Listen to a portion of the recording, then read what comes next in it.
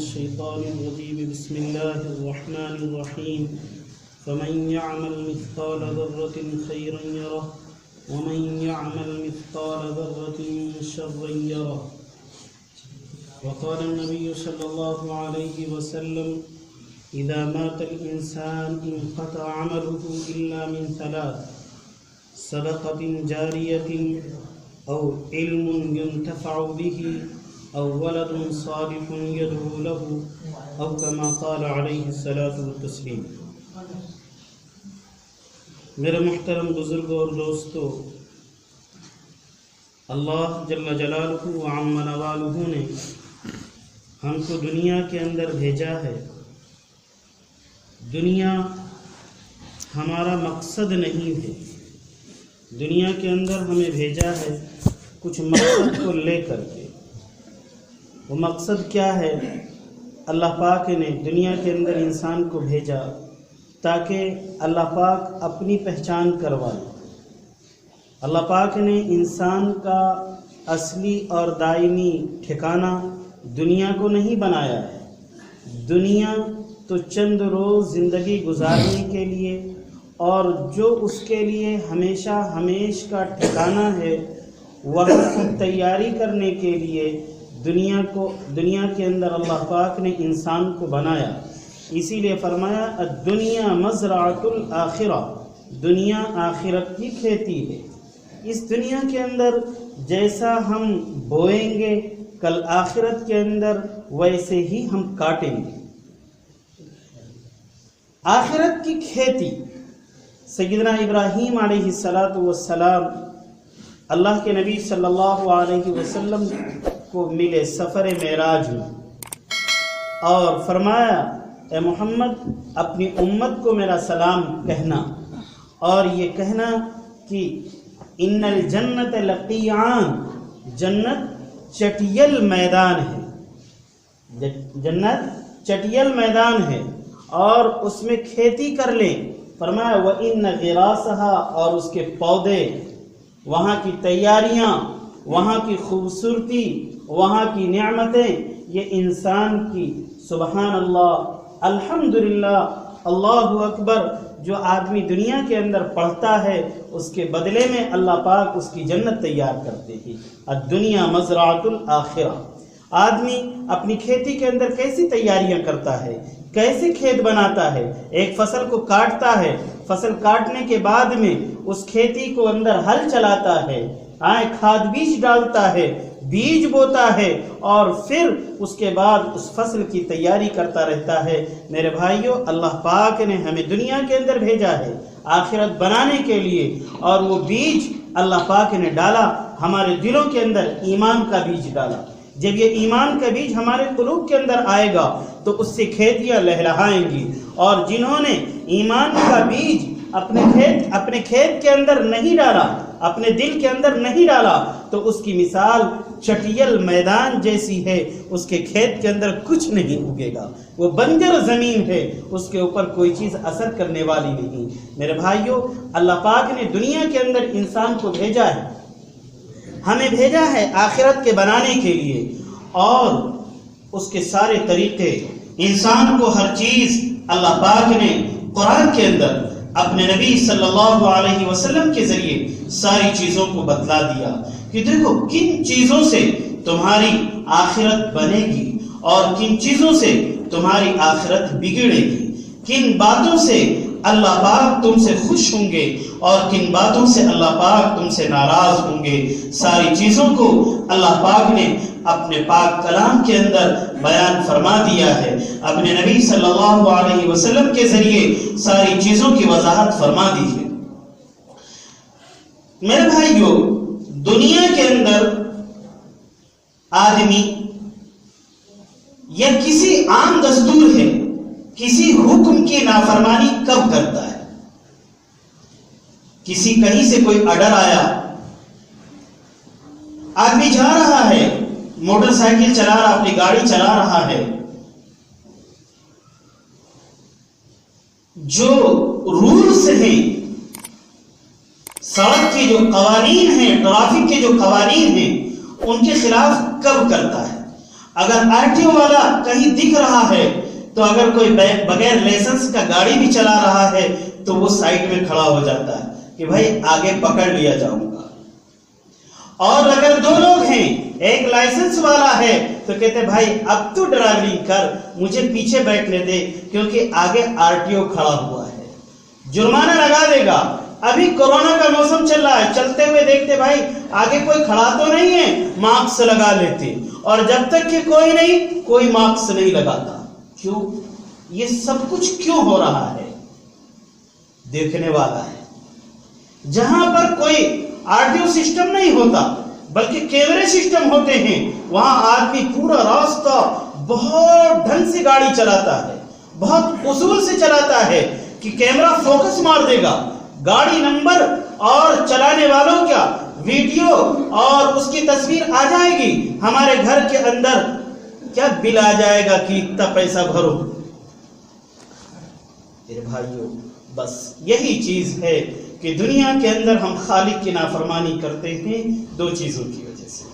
کیا؟ ایک تو ہم یہ سوچتے ہیں کہ کوئی دیکھ نہیں رہا ہے، کوئی دیکھ نہیں رہا ہے، ہماری کوئی نگرانی کرنے والا نہیں ہے. اور دوسرے یہ کہ ہمارا کون کیا کرے گا.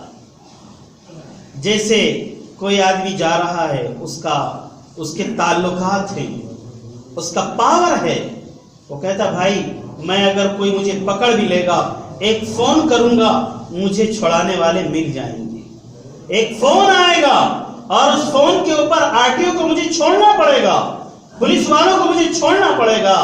میرے بھائیوں، اس وجہ سے وہ رولز کو توڑتا ہے، ٹریفک کے قوانین کی پامالی کرتا ہے.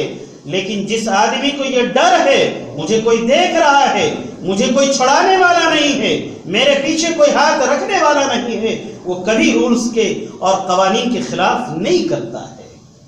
میرے بھائیوں، جب آدمی کے اندر آخرت کا استحضار ہوگا کہ مجھ سے میں جو کام دنیا کے اندر کروں گا اللہ ایک ایک بات کے بارے میں مجھ سے پوچھے، اور جب یہ استحضار ہوگا کہ میرا اللہ ہر وقت دیکھ رہا ہے، اور کیسا اللہ دیکھ رہا ہے، اللہ پاک فرماتے ہیں ان ربک لبالمرصاد، تمہارا پروردگار ایسے ویسے نہیں دیکھتا، تمہارا پروردگار تمہاری گھات میں ہے، اور وہ ایسے اس کے CC کیمرے ہیں جو تمہارے دلوں کی حالت کو بھی جانتے ہیں.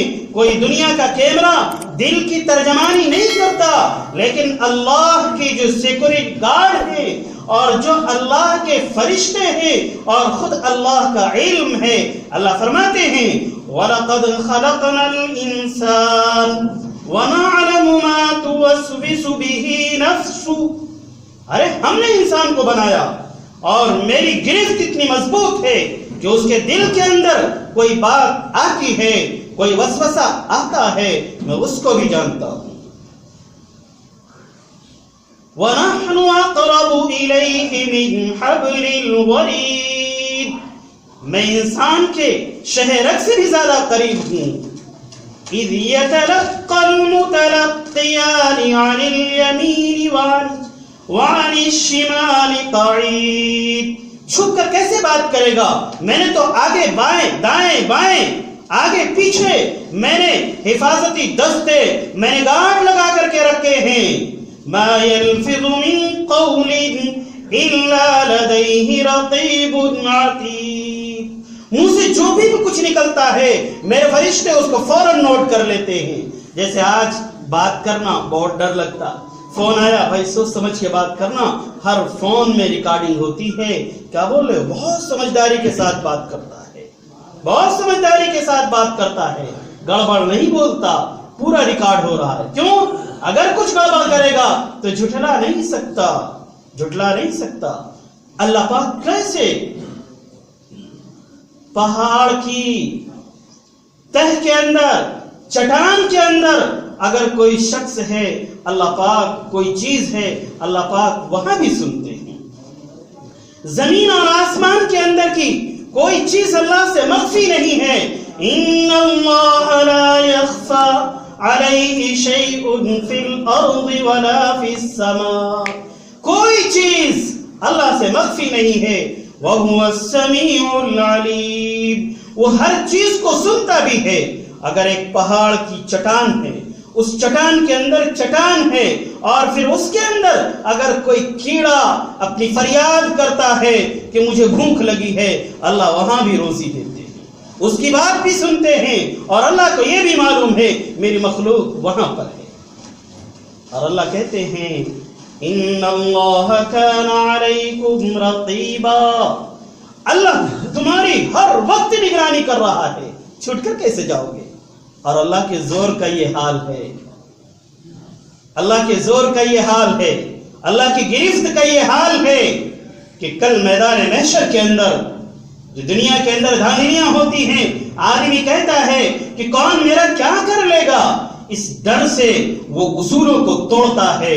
اللہ کہتے ہیں میرے بندو تم کیوں غفلت میں پڑے ہو، میری پکڑ بڑی سخت ہے، میں بہت بدلے والا ہوں، بہت سخت عذاب دینے والا ہوں۔ ان اللہ عزیز ذو انتقام، اللہ پاک زبردست بھی ہے اور بدلہ لینے والا ہے۔ وہ اعلان کرے گا اے دنیا کے داداؤ، جو تم ایڑھ میں جو اپنی تمرد اور اناد کے اندر میری نافرمانیاں کرتے تھے، آؤ میرا اعلان ہے، یا معشر الجن والانس، اے انسانوں کے گروہ، اے جناتوں کو گروہ، ان استطعتم ان تنفذوا من اقطار السماوات والارض فانفذوا لا تنفذون الا بسلطان۔ تم دنیا کے اندر بڑی دادا گیری بتلاتے تھے، آ جاؤ اور یہاں میری قید و بند سے، میری پکڑ سے، میری گرفت سے اور میرے ان حد بندیوں سے اگر تمہارے بس میں کے اندر ہے تو نکل کر کے بتاؤ، تو نکل کر کے بتاؤ۔ اللہ پاک نے سارے راستوں کو بتلایا، اللہ پاک نے انسان کو دنیا کے اندر بھیجا، ساتھ میں اس کے ساتھ میں دشمن بھیجے، دو دشمن لگائے، ایک نفس دشمن اس کا اور دوسرا شیطان دشمن۔ اللہ پاک نے آگاہ کر دیا، اگر کسی کو یہ پتا چل جائے کہ اگر بتا دے کہ بھائی دیکھو فلاں آدمی آپ سے جلن رکھتا ہے، دشمنی کرتے ہیں، تم اس سے بچ کے رہنا، تو کتنا آدمی بچ کر کے رہتا ہے۔ اللہ پاک نے فرمایا ان الشیطان لکم عدو، شیطان تمہارا دشمن ہے، فاتخذوہ عدوا، تم اس کو دشمن بنا کر کے رکھو، تم اس کو دشمن سمجھ کر کے رکھو۔ اور نفس کے بارے میں فرمایا ان النفس لامارۃ بالسوء، یہ نفس برائی پر ہی آمادہ کرے گا، برائی ہی کی ترغیب دے گا۔ اس لیے میرے بھائیوں دو چیزیں ہیں، ایک ہے مراقبہ کہ ہمارا دیکھنے والا اللہ ہے، یہ استحضار جب ہوگا تو اس کا دل ادھر ادھر نہیں بہکے گا۔ جب دل کے اندر اللہ کا ڈر، جب دل کے اندر اللہ کا خوف سما جائے گا تو اللہ کے نبی صلی اللہ علیہ وسلم نے ارشاد فرمایا من ہاب اللہ ہابہ کل شیء، جو شخص اللہ سے ڈرے گا ساری مخلوق اس سے ڈرے گی، اور جو اللہ سے نہیں ڈرے گا وہ ہر مخلوق سے ڈرے گا۔ آج ہم نے اللہ سے ڈرنا چھوڑ دیا، اللہ کا خوف ہمارے دلوں سے نکل گیا، تو آج ہم کس سے ڈرنے لگے؟ سی سی کیمروں سے ڈرنے لگے، سی سی کیمروں سے ڈرنے لگے۔ اس لیے میرے بھائیوں آخرت میں ہمیں دنیا چھوڑ کر کے جانا ہے۔ آج کوئی گیا، کل کسی کی باری ہے، ایک ایک کر کے ہر ایک کو اس دنیا سے جانا ہے۔ کچھ کر کے جائے آدمی، کچھ تیاری کر کے جائے کہ جاتے وقت میں جب انسان دنیا کے اندر آیا تھا اکیلا آیا تھا، روتا ہوا آیا تھا، سارے لوگ خوشیاں منا رہے تھے، اور جب وہ جائے تو میرے بھائیوں خوشی خوشی جائے اور پیچھے سب کو رلا کر کے جائے۔ ایسا کر کے جانا، ایسی سوچ بنا کر کے دنیا کے اندر زندگی گزارنا میرے بھائیوں، تو یہ کامیابی زندگی ہے، یہ کامیاب زندگی ہے کہ لینے والے فرشتے آئیں خوشبو لے کر کے آئیں، مجھ کو عنبر میں روح نکالنے کے لیے مجھ کو عنبر میں لپٹا ہوا کپڑا لے کر کے آئیں۔ میرے بھائیو، یہ تو کامیابی ہوگی۔ دنیا کی ترقی نہیں، دنیا کی کامیابی نہیں۔ اصل کامیابی وہ ہے کہ جس وقت اس دنیا کو چھوڑنے کا وقت ہو تو زبان کے اوپر جاری ہو، من کان آخر کلامہ لا الہ الا اللہ دخل الجنہ۔ اس دنیا کے اندر کوئی چیز اس کی نہیں ہے۔ حدیث میں ہے، اللہ کے نبی صلی اللہ علیہ وسلم نے فرمایا، ایکم مال وارثہ احب الیہ من مالہ، تم میں سے کون ہے جس کو اس کے وارث کا مال اس کو زیادہ محبوب نہ ہو؟ تم میں سے کون ہے جس کے وارث کا مال اس کو زیادہ محبوب نہ ہو؟ فرمایا کہ یا رسول اللہ، ہم میں سے ہر شخص کو اپنا مال محبوب ہے۔ فرمایا اپنا مال وہ ہے جو اس نے آگے کر دیا، جو اس نے آگے بھیج دیا، اور جو اس نے چھوڑ دیا وہ اس کا مال نہیں ہے، وہ تو اس کے وارث کا مال ہے، وہ اس کے وارث کا مال ہے۔ اس کے پیچھے آدمی دوڑ رہا ہے، جو کھا لیا، جو خرچ کر دیا، جو استعمال کر لیا وہ اس کا مال ہے، اور جو اس نے استعمال نہیں کیا، جو اس نے خرچ نہیں کیا، جو جمع کر کے رکھا، جو بینک بیلنس کر کے رکھا، قطعاً وہ اس کا مال نہیں۔ اللہ کے نبی نے فرمایا وہ تو اس کے وارث کا مال ہے۔ اس لیے میرے بھائیوں، آدمی کو ایسا عمل کرنا چاہیے کہ جانے والا دنیا سے تو چلا جائے لیکن اس کی یادیں ہمیشہ باقی رہیں۔ بڑے افسوس کی خبر ملی صبح میں کہ مؤذن صاحب جنہوں نے 40 سال تک کی اذان دی، اللہ ان کی اس خدمت کو قبول فرمائے، اور پھر جس مشقت کے ساتھ میں انہوں نے خدمت کی اس کی کوئی مثال نہیں پیش کر سکتا آج کے دن میں۔ میرے بھائیوں، یہ اللہ کے یہاں جمعہ کا دن پانا، پھر اتنے بڑے مجمع کا، جمعہ کے دن میں اتنے بڑے مجمع کا شریک ہو جانا جنازے کے اندر، یہ دنیا کے اندر اللہ پاک نے کچھ علامتیں رکھی ہیں کہ یہ مردہ کیسا ہے، یہ میت کیسی ہے، اس کا استقبال کیسا ہونے والا ہے۔ کچھ اللہ کے نبی صلی اللہ علیہ وسلم نے اس کی پہچان فرمایا جس آدمی کی نماز جنازہ 40 لوگ پڑھ لے سمجھ لو وہ جنتی ہے۔ جس آدمی کی نماز جنازہ 40 لوگ پڑھ لیں وہ آدمی جنتی ہے۔ کتنے 40 تھے اس جنازے کے اندر، اللہ پاک قبول فرمائے۔ اور پھر اذان دینے کی کتنی بڑی فضیلت ہے، اللہ کے نبی صلی اللہ علیہ وسلم نے ارشاد فرمایا، اطول المؤذنون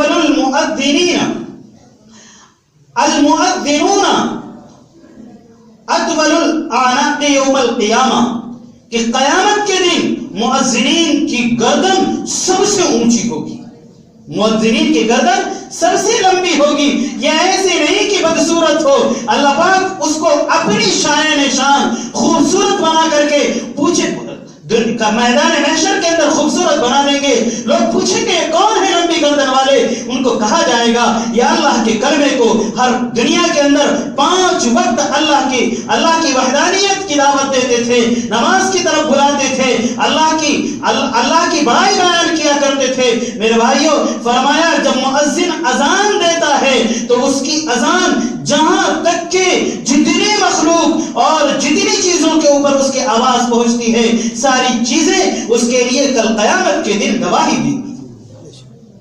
مؤذنین کا کتنا بڑا مقام و مرتبہ ہے۔ وہ حضرت بلال رضی اللہ تعالی عنہ، ان کے اذان کی برکت ہے کہ دیکھیے سب سے پہلے اللہ پاک نے، اللہ کے نبی صلی اللہ علیہ وسلم نے ان کو اذان دینے کے لیے ان کا انتخاب فرمایا، اور پھر اللہ کے نبی صلی اللہ علیہ وسلم جب معراج کے اندر تشریف لے کر گئے تو کیا دیکھ رہے، وہاں پر معراج کے اندر اللہ کے نبی صلی اللہ علیہ وسلم کو کچھ آواز آ رہی۔ پوچھا جبرائیل یہ آواز کا ہے کہ ہے؟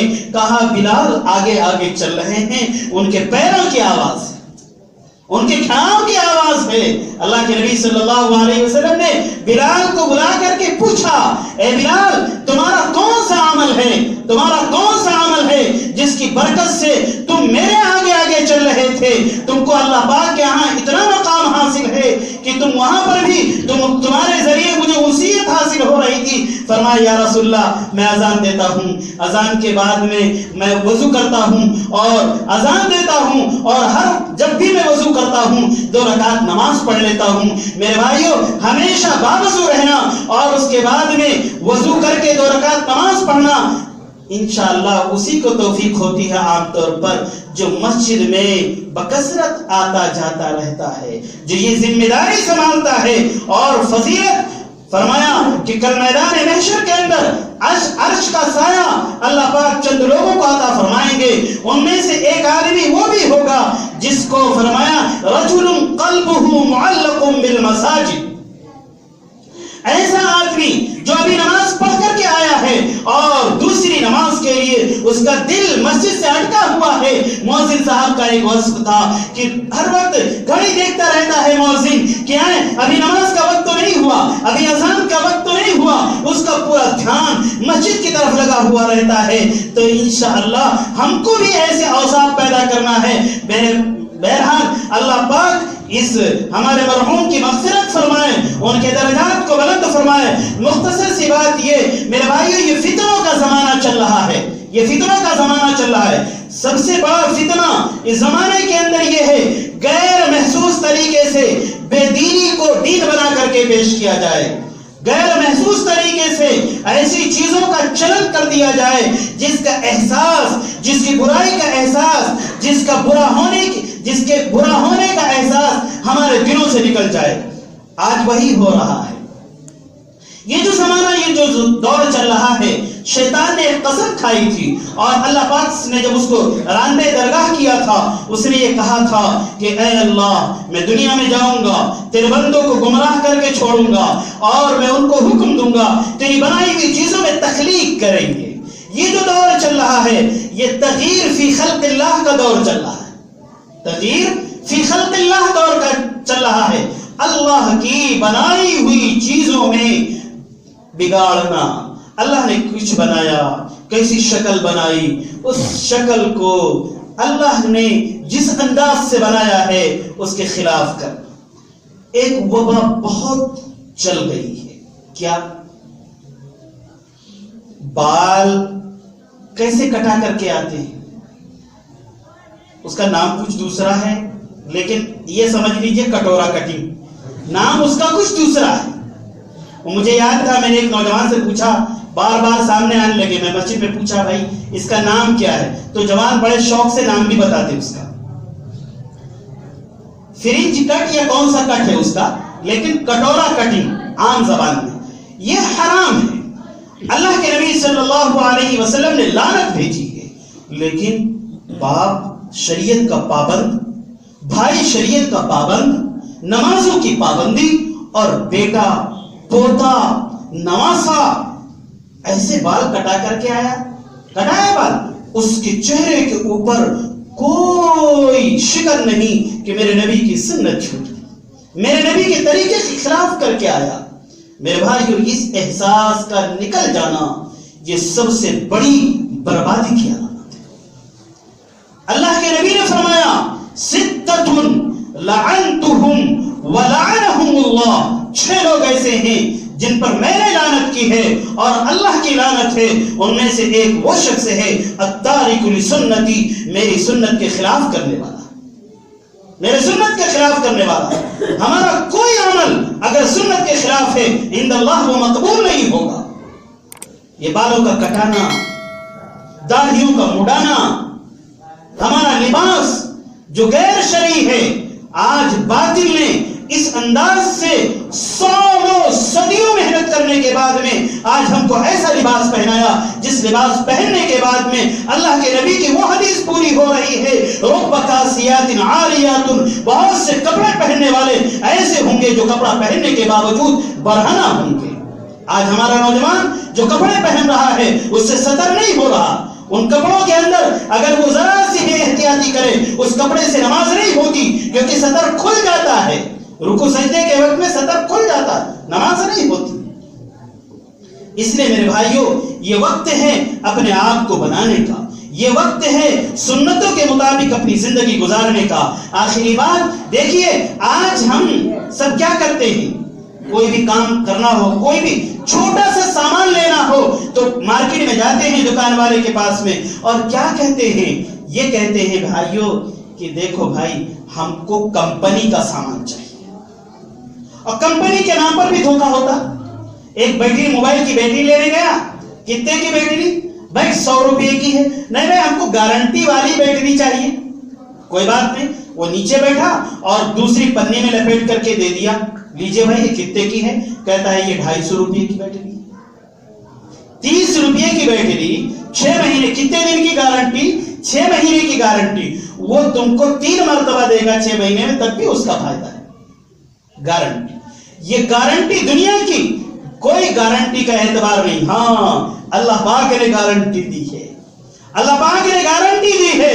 اور کہاں ہے دنیا کے اندر تم تھوڑی سی مشقت برداشت کر کے آؤ گے، میں تم کو ایسی ایسی نعمتیں دوں گا، میں تمہارا اکرام کروں گا۔ ان وعد اللہ حق، اللہ کا وعدہ حق ہے۔ فلا یخلف اللہ وعدہ، اللہ اپنے وعدے کے خلاف نہیں کرتا ہے۔ اللہ نے گارنٹی دی ہے۔ کیا گارنٹی دی ہے؟ دیکھو اگر تم دنیا کی مشقت برداشت کر کے آؤ گے، ٹھنڈی کی راتیں ہیں، ابھی ٹھنڈی کی راتیں، صبح کا اٹھنا بھاری، لیکن تم اگر نفس کی مخالفت پر اللہ کی طاعت کا حل چلاؤ گے، مخالفت کر کے نفس کے اوپر بوجھ ڈالو گے اور آؤ گے نماز پڑھنے کے لیے، تو اللہ تمہارا اکرام فرمائے گا۔ من صلی البردین دخل الجنہ، جس نے فجر کی، عصر کی، عشاء کی نماز پڑھ لی وہ جنت میں داخل ہو گیا۔ تو میں بات یہ کہہ رہا تھا، آدمی جاتا ہے کون سے سامان لینے کے لیے؟ ہم کو برانڈیڈ اور کمپنی کا مال چاہیے۔ کون سی کمپنی کا؟ ارے بھائی یہ کمپنی نہیں چاہیے، اس کو رکھ لو۔ دوسری جگہ مجھے تو یہی کمپنی چاہیے۔ میرے بھائیوں اللہ بھی کمپنی کا سوال کرے گا۔ اور ہمارے نوجوانوں، آج باطل نے ہم کو اچک لیا ہے، موبائل نے ہم کو دجالی فتنوں میں بالکل مبتلا کر دیا ہے۔ آؤ اس دنیا کی کمپنیوں کے موبائل خریدنے والوں، آخرت میں ہم سے برانڈ کا سوال کیا جائے گا، ہم اللہ کو کیا جواب دیں گے؟ ہم دنیا میں کیسے بن سنور لیں اگر وہاں پر ہمارے اعمال کے اوپر اگر برانڈ کا سکہ نہیں لگا ہے تو وہ ساری ہماری کوششیں ناکام ہیں اور برباد ہیں۔ وہ یہ ہر چیز کی پیشی ہوگی۔ اس دنیا میں کتنے دن زندہ رہا تھا؟ 60 سالہ زندگی گزاری تھی، ٹھیک؟ اس زندگی کے اندر دیکھو کون سی چیز، یہودیت کا لیبل لگا ہے، نصرانیت کا لیبل لگا ہے، ہندویت کا لیبل لگا ہے، بدعت کا لیبل لگا ہے، کس چیز کا لیبل لگا ہوا ہے؟ دیکھا جائے گا بہت خوبصورت ہے، بہت خوشنما زندگی ہے اس کی، لیکن اس کے اوپر لگا ہوا ہے یہودیت کا لیبل۔ چلو اس کو بھی اس کی جانچ کرنی ہے، لیکن ایک پتلا دبلا گھٹیا سا پرانا سا آئے گا سامان، عمل آئے گا۔ دنیا کے اندر اس کی کوئی وقات نہیں تھی، دنیا کے اندر اس کو کوئی نہیں سمجھتا تھا، لیکن اس کے